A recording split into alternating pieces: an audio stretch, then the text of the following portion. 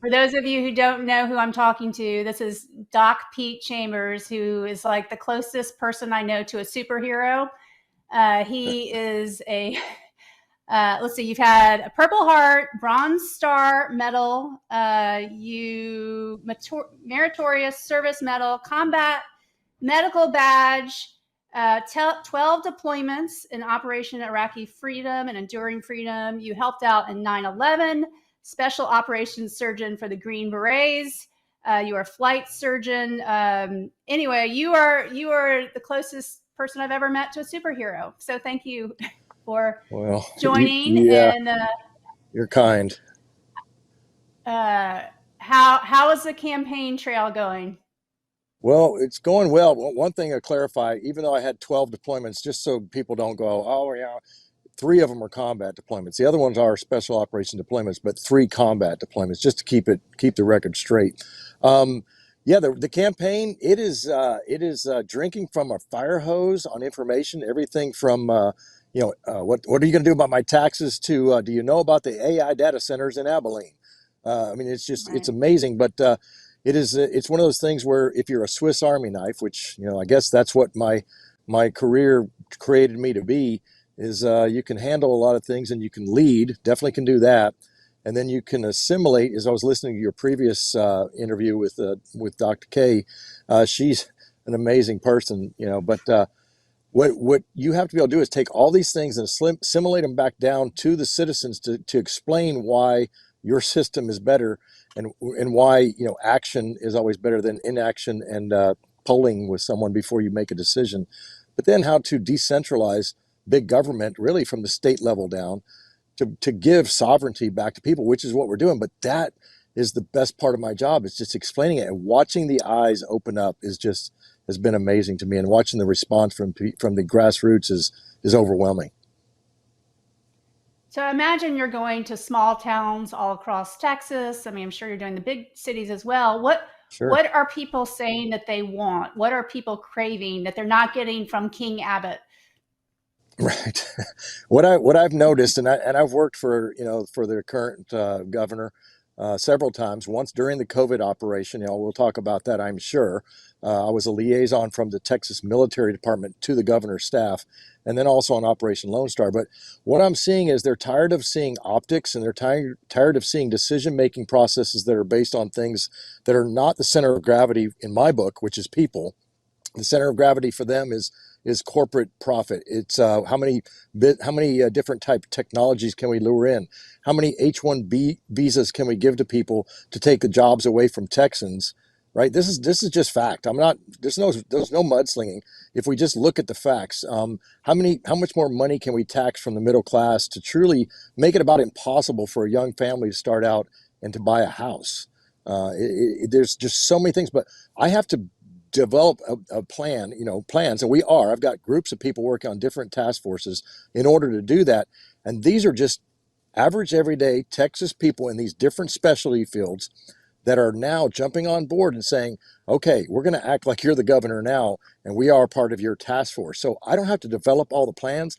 All I got to do is listen to the best and the brightest and in their particular fields, and they go, okay, give me the bottom line up front, the so what, why are we talking about this, what's the importance of it, and then give me courses of action. And then we fuse those courses of action together in a workable plan so that day one we can hit the ground running, so that by the time we hit several months in, we've actually seen some change. Because I'm not going to start getting into the governor's office. I'm not going to start running for the next 4 years. I'm going to start working real hard to keep on the road like I am now, listening, observing, and then getting the best information, turning it around into policy that will either break the mold of what is broken right now, decentralize, getting rid of things like the TEA and the TMB. We've got to just dissolve those things and create task forces that will then allow for us to decentralize, to bring it down to the lower levels and actually get some action. Because right now, the way we're going, the number one thing I hear from people is we're tired of the way that it's going, and we don't see a way out other than what the uniparty is giving us. Yeah, and you really don't hear much from Abbott. He seems very cloistered in his kingdom. And I feel like Yeah. with you, you are very out there. You're a go-getter. You communicate. You Yeah. respond on social media. So your personality and your approach is just entirely different. How Right. hard is it going to be? I mean, that man, he has a war chest. Yeah. Is it It's possible? somewhere between 90 million and 101. I've heard different versions of it. Is it possible? Absolutely. And the way that it's possible is looking at the numbers that's required to vote in an off cycle election. I spoke with Alan West and with Chad Prather. They both ran last time against Governor Abbott, Mhm. and they it kind of split the vote. Not enough between them to win, but what I did learn from both of them is the number of people that you need to win that election is literally about 1.2 million, 1.5 million out of the 20 million voters in Texas. We just have to pinpoint those people. Now we're talking to everybody. We represent everybody, left, right, middle. I've fought and bled for people. It doesn't matter what their background is on politics, but truly, it's just being transparent, honest, and saying, look, you want a leader that will give you a decision-making process that will be effective, or do you want, status quo? And status quo isn't working. The country has changed in the last 4 years. With bottom line for me, security being the most important, you got to base everything off of that, and then everything else, fiscal security and all the other securities, are bodily autonomy, true autonomy, to be able to make Mhm. decisions based upon an informed consent that gives us both the good, the bad, and the ugly of what modality you're going to touch me with. We've lost that because corporate medicine has completely taken over. My dad was a family doc. I grew up in the country. You watch people. I used to ride around and do house calls with him. True Oh, medicine, wow. literally. With back in those days, with 1 year of internship training and everything from delivering babies to taking out tonsils in the country. I mean, that's some serious Mhm. cojones back in those days. But Yeah, we had a yeah. different world. Yeah, I agree. They don't make them like they used to. The family doctor used to Mhm. be able to do everything, and that is Everything. completely gone by the wayside. You Yeah. stand out because I have a very strong litmus test, and it all Oh yeah. revolves around COVID, and you Yeah. passed it with flying colors. Tell everybody what happened to you during the pandemic. Sure. Yeah, I'll give you the real quick 40,000 foot view. When I worked on the governor's task force for COVID, I watched what happened from the inside, from the decision making center, the state operations center. That's the emergency center downtown in Austin by the Lamar Street underground. It's where we watched everything. And so, worst job I ever had, by the way.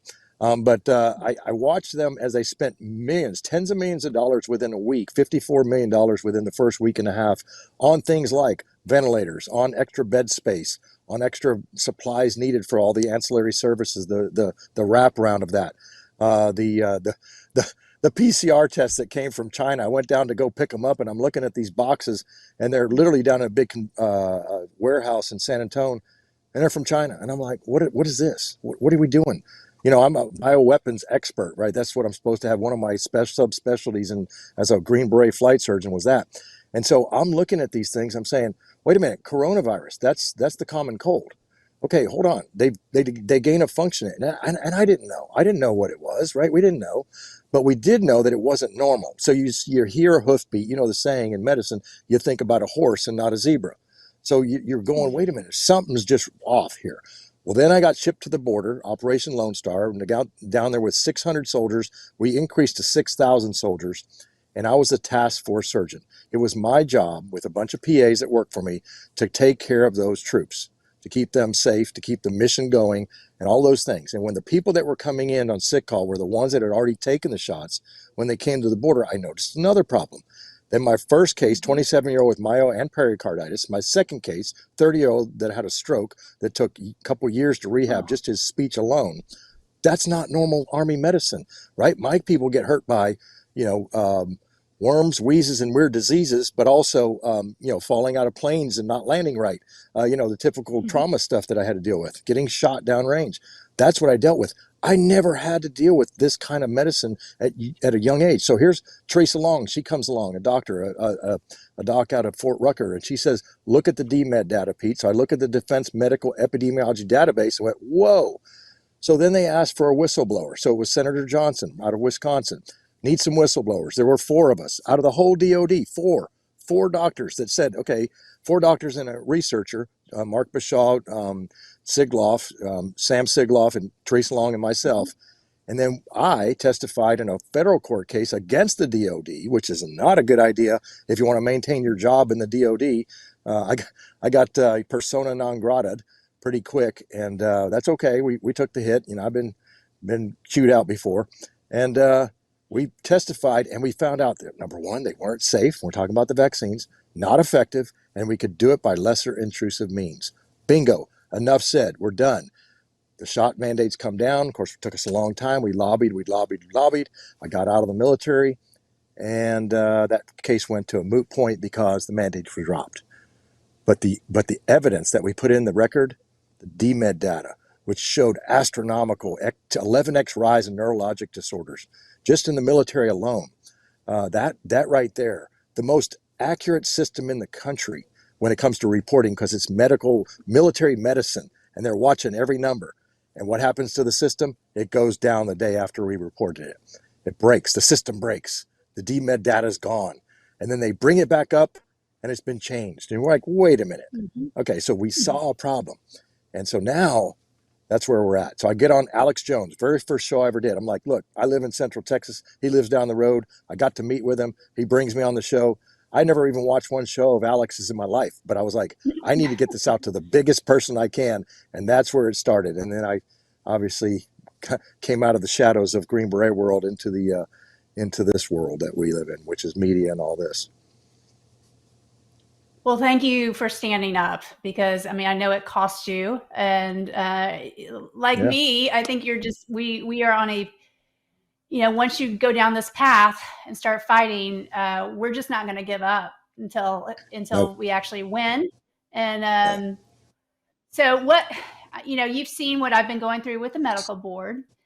I did watch that intimately. Yes.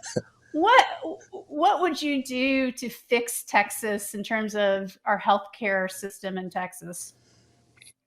Right away, right out of the gate, decentralized is the key phrase here, and it's taking the decision making processes on the administrative side, on the policy side, out of the hands of people that could be subject to one of the 4 reasons for if you want to sway somebody's opinion in this world. I used to work at Guantanamo Bay. I know how to talk to people in foreign languages. Is money. It's just remember the acronym MICE, M-I-C-E. If you put this to any question problem set, put it to this: money, ideology, coercion, and ego. Right? Now, I guarantee you on that board, if you gave any amount of money to get yourself onto that board, you already got a money problem, because you're willing to pay for something and you're willing to do this. And I'm talking about the board specifically, but this is across the board in any bureaucratic system that is at a high level where the good old boy network thrives. We got to get rid of that. So you decrease that problem set by getting rid of the board. You just say, okay, well, we're going to dissolve that board, right? Or we could put new people in. If for whatever reason we reach a point of contention where we can't do it, we bring in the right people. That nobody's that's putting money in my campaign fund, right? Because that's a problem. There's a conflict of interest with that, right? There is. Right. And then you got to look at, for me, you said, and I use exactly the same term, the litmus test. So this is going to be the ideology thing. So the MICE principle. So what do they? Do they have character, true character, or are they a character? Right? This is an old military term: have character, don't be a character. But truly, when it comes to where for me, it's faith. I corner everything that my decision making process is now in my life. I was a different person under 30. I'm 60 now. So the ideology, what is it? What is it? The things that you hold true to. What are the things that you got to stand for something, or you're going to fall for anything? There's a song that says that, but it's the truth. And so we got to look at that. And coercion, if they can be coerced, if there's something that they have on somebody's head, will they make them make a decision that is going to be counter to truly the true center of gravity, which is people, and not corporate greed or corporate profits or the corporatocracy, as Bobby Kennedy talks about. So we look at that. And then ego. Come on. We all have an ego. We all do. But you got to keep it in check. You have to learn to exude confidence and demonstrate competence, and that's about it. And anything else, if you mistake it for ego, then that's on you. But for me, that's just how I've learned to operate from a young private all the way to lieutenant colonel. And so if you demonstrate those things, those competence, and you exude that, people are going to listen to you and they're going to understand this is a person who is of character that can't be coerced and doesn't give a dang about how much money you're going to throw in front of to make a decision or to get myself onto a position. That's why when people say to me, well, you have nowhere near the amount of money that Abbott does, it ain't just about that, because the grassroots in Texas is on fire. They're tired of the complacency and the really the uniparty, the good old boy network. You know, I would look at you and say, okay, this is a person I would put on the head of the Texas Medical Board, because you've demonstrated through that same litmus test exactly the ability to say, I can critical think, I'm not bought by anybody, and I'm willing to make hard decisions that go against the grain of what we know now. Hindsight's 2020, but we knew back then. And we're not saying, well, I told you so, even though I like to do that once in a while. But we want to say, listen, so many more lives could have been saved. When I did informed consents on the border and they said, quit doing them, that's what I got fired over, really. It was because a 2-star general told me, if you don't quit doing informed consents, you're fired. And I said, well, then, sir, that's an unlawful order. And that's one of those days that you know that there's going to be a cost for your actions, but it was well worth it because lives were saved. Well, yeah. And have you had any pushback from the medical mafia during your campaign, or have they been in the Oh, shadows? What? yeah. Well, overtly nothing yet, but one-on-one, yes.